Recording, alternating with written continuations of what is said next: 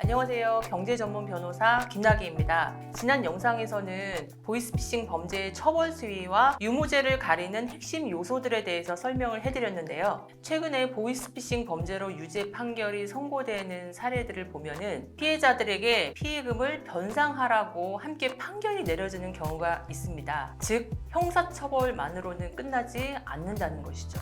경우에 따라서는 억울한 상황이 될 수도 있습니다. 의도치 않게 보이스피싱 단순 가담자가 돼서 유죄 판결을 선고받고 그리고 피해자들에게는 상당 금원을 배상해야 되는 상황까지 처하게 되기 때문입니다. 오늘은 이 배상 명령과 관련된 내용에 대해서 이야기해 드리겠습니다.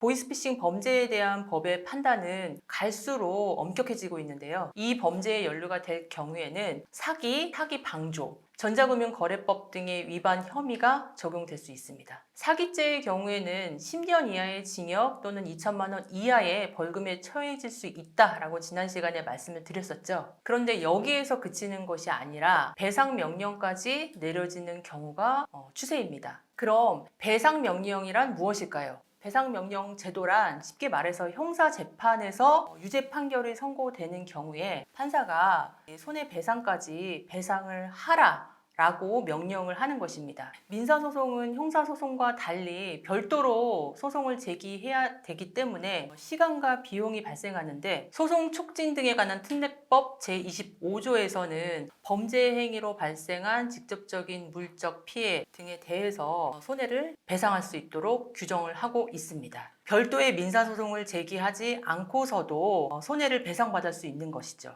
이게 왜 그러면은 중요하냐? 만약에 유죄 판결을 받은 사람이 배상 명령을 받게 되면은 사실은 이거는 판결과 같은 효력으로 집행 권한이 있기 때문에 피해자로부터 강제 집행까지 당할 수 있습니다. 그런데 모든 범죄에 적용되는 것은 아니고 성범죄나 사기, 횡령, 배임, 일정의 특정 범죄에 대해서 적용이 되고 있습니다. 오늘 이야기하고 있는 이 보이스피싱 범죄도 단순 전달책이나 수거책이라고 하더라도 유죄 판결이 선고되면은 형사 배상 명령이 내려질 수 있습니다. 그렇다면 이 배상 명령을 받지 않으려면 어떻게 해야 될까요? 결국 유죄 판결을 선고받지 않는 것이 가장 확실한 방법입니다. 보이스피싱 전달책에게 유죄 판결이 내려지는 핵심은 미필적 고의가 있었느냐 없었느냐, 다시 말해 이것이 범죄일 가능성을 인지하고 했느냐 안 했느냐입니다. 보이스피싱 전달책의 채용 과정에서 어떤 의심한 사정이 있었는지, 정상 취업임을 믿고 신분증이라든지 여러 서류들을 정상적으로 교부한 사실이 있는지, 업무를 하는 과정에서 보이스피싱과 관련된 문자나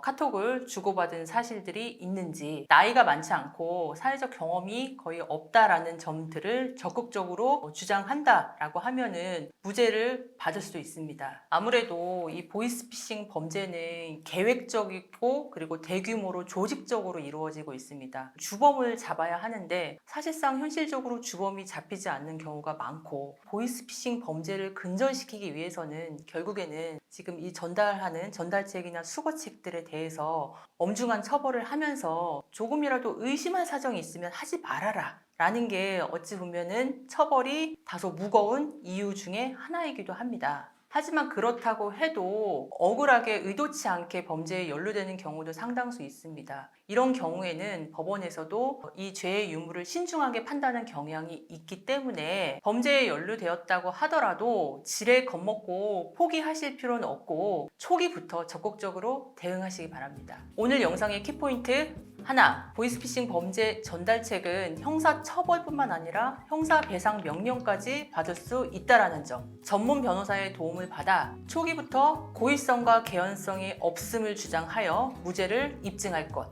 사건을 하다 보면은 사회 초년생들 상당히 안타까운 경우가 있습니다. 물론 피해자의 입장도 이해 못할 바는 아니지만은 정말 사회 경험도 없는 상태에서 무심결에 이용당하는 경우가 있습니다.